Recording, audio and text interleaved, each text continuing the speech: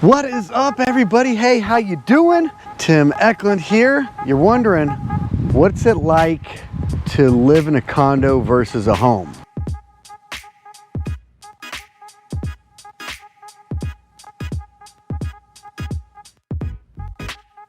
I am standing in a beautiful park. There's like a million parks in Pensacola, but we're right outside downtown.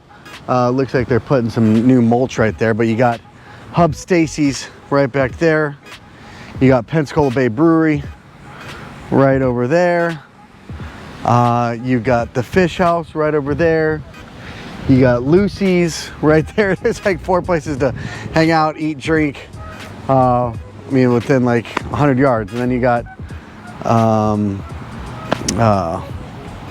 South Market right there. So there's a lot right here. But anyways, that's not what this video is about.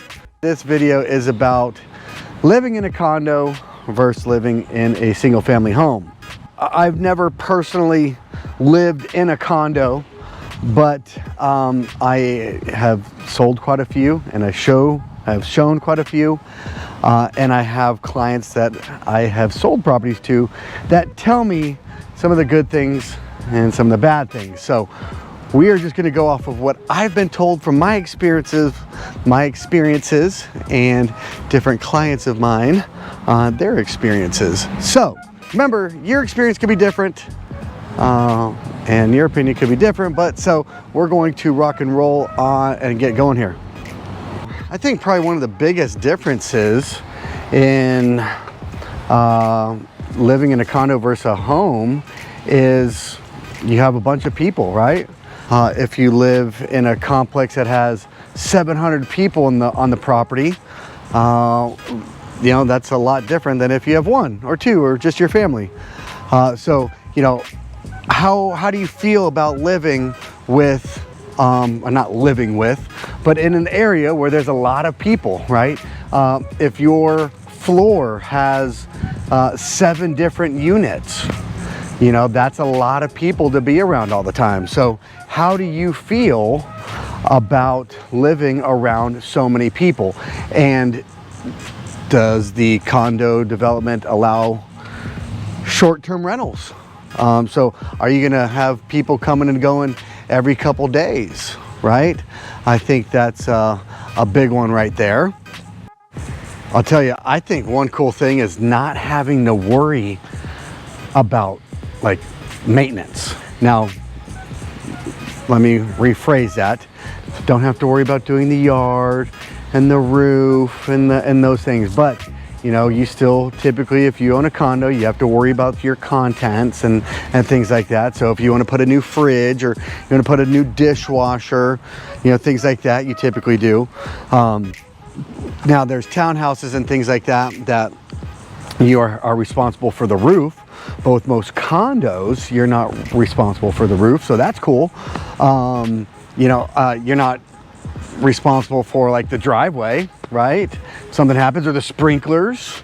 If there's a pool, oh shoot, you don't have to worry about the pool maintenance, cleaning the pool, paying the pool guy. I mean, those are pretty sweet right there. So when it just comes to maintenance and those things, hey, that's huge. So no matter whether or not you own your home or own a condo, you're gonna have taxes and insurance, and if you have a mortgage on it, you'll have a mortgage payment. So either way, you're still gonna have those. But with a condo, now you're not gonna have like your typical homeowner's insurance because the condo will be taking care of things, but you are gonna have an HOA, right? So what does that HOA cover? Is it worth it? How much is it? Does it cover the groundskeeping? Is there 24-hour security? There's some places that have security, that's cool. They cover the trash or water or power. You know, they cover the pool and all that kind of stuff. So is the HOA worth what they cover, right? And what is the property management like? I mean, there's probably maintenance people that are around there, right? What are they like? Because you're running into them all the time. I had a client that said the HOA where she was at, the property management and some of the maintenance people were just very difficult to deal with. Which obviously, you know, if you own a $500,000 condo or $1 million condo, you know, you don't want to be dealing with people like that. So making sure you get into the right place that has cool people that you want to deal with. You see them all the time, right? So those are, you know, very important. So let's talk about privacy, huh? I mean, I think privacy is probably one of the biggest things about living in a condo versus living in a home. You know I love where I'm at because my neighbors, they're not really close to me at all. I think my front door to one of my neighbors and like my next door neighbor has got to be close to 50 yards, which is pretty sweet. So, you know, you get to do what you want to do. You know, you can probably make a little bit more noise, right?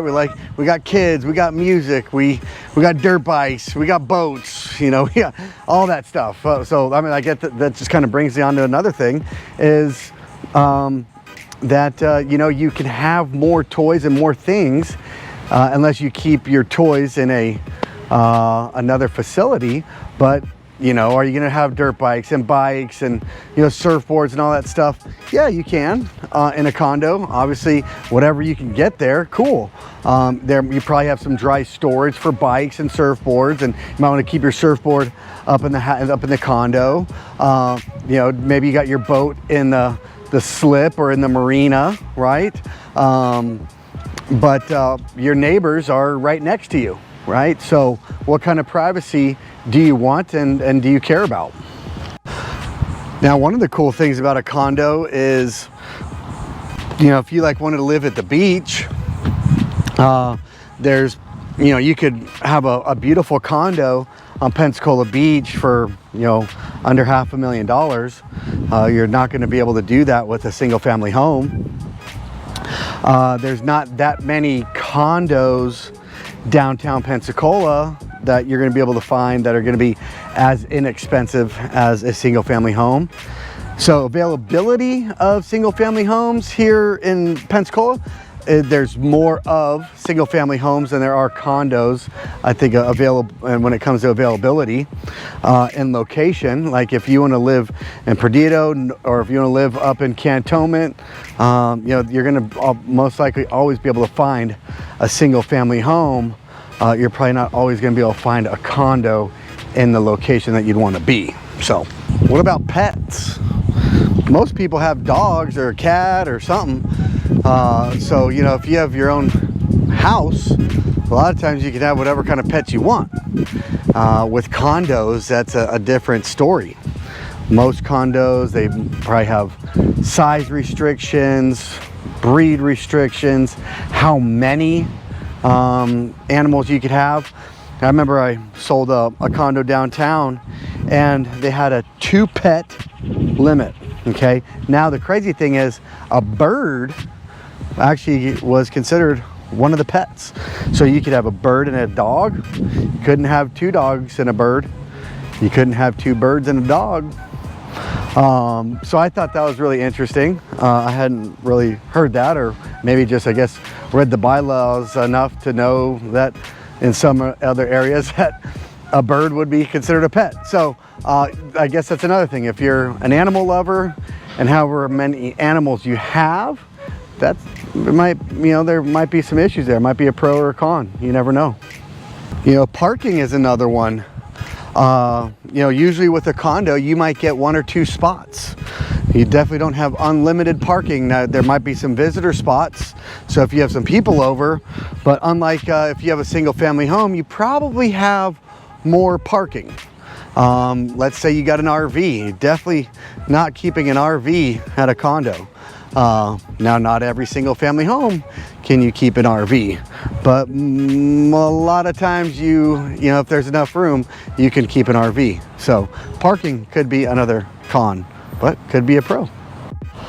So also, last week we were, you know, I talk about one of the cool things I love about this area is being so close to places. Now, it's a little farther, okay, but every year we drive up to a place called Cashers, or other people know Highlands, North Carolina. So pretty. Sapphire Valley is actually where we stay. It's about an 8-hour drive. We usually stop in Atlanta, either for the night, so like on the way home this trip. We actually, on the way back, we stopped in Atlanta. We went to a Braves game, which was fun, and then we just stayed the night in Atlanta, broke up the trip. But super cool, you know, I mean, and while we were gone, it was like record-breaking heat here in Pensacola. It's actually pretty nice right now. I mean, for being the beginning of August, you know, you'll see sometimes I'm sweating away, but I'm actually not that bad right now. I think the thermostat in the car said 95, but it actually doesn't even feel 95. You get a little bit of that breeze and you kind of cooler air. So, well, I think I went over quite a few things. Hopefully that helps the people that are looking to, you know, they're kind of on the fence of, do they want a single family home or do they want a condo? You know, a lot of times people, you know, maybe they go and live in a condo for a year to see if they like it. The only thing is, you either got to put all your stuff in storage or sell it all, or you know what, buy a condo as a second home, and then if you like it enough, then make it your primary residence. Y'all remember, we got tons of different videos, so make sure you're checking out, you know, the gallery there. You're checking out all the different videos that we have, and you know, if you haven't yet, make sure you like the video, subscribe, do all that cool stuff. It keeps my my clout with my kids, so you know, keep that going. They think it's fun, but hopefully we're bringing you guys some good information that you like. I know we get calls. I mean, we're getting calls every day from people from the channel. So somebody from our team here at First Class Real Estate will love an opportunity to help you out. You'll be in great hands. We run a full service real estate company. So we're bringing out videos every week. We're trying to make sure you understand everything, what it's like to live, sleep, eat, party, everything here in Pensacola and along the Panhandle. So if there's something that, you know, you'd like me to do, let me know. I would love to do it. And hey, we'll catch y'all later. If you need anything, shoot me a text, email, comment, go to our website, First Class, which is 1ST, firstclassgulfcoast.com. And hey, we'll catch you soon. Later.